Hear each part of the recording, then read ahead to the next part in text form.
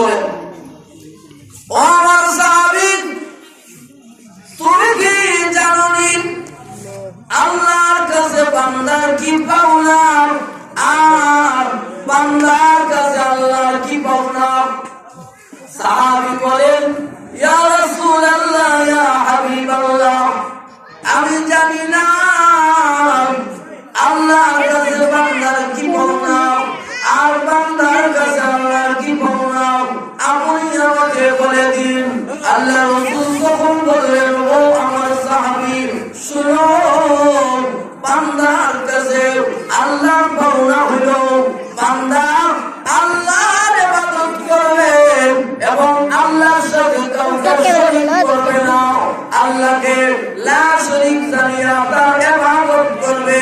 বান্দা যখন ইবাদত করবে ইবাদত করলে আল্লাহর হক আদায় হয় বান্দা যখন আল্লাহর হক আদায় করবে আল্লাহ রাব্বুল আলামিন বান্দার হক আদায় করবে বান্দাকে আল্লাহ রাব্বুল আলামিন জান্নাত দান করবে তো বান্দার কাছে আল্লাহর পাওনা হলো বান্দা আল্লাহর ইবাদত করবে আল্লাহর সাথে কাউকে শরীক করবে না আর আল্লাহর কাছে বান্দার পাওনা হলো আল্লাহ রাব্বুল আলামিন বান্দাকে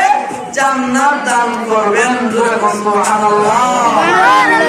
আর জোরে সুবহানাল্লাহ সুবহানাল্লাহ আমরা বললাম আল্লাহর হক কি আর বান্দার হক কি আল্লাহর কাছে বান্দার কি পাওনা বান্দার কাছে আল্লাহর কি পাওনা আল্লাহর কাছে বান্দার পাওনা হলো জান্নাত আর বান্দার কাছে আল্লাহর পাওনা হলো ইবাদত তো আমরা ইবাদত করব ইনশাআল্লাহ আর যখন ইবাদত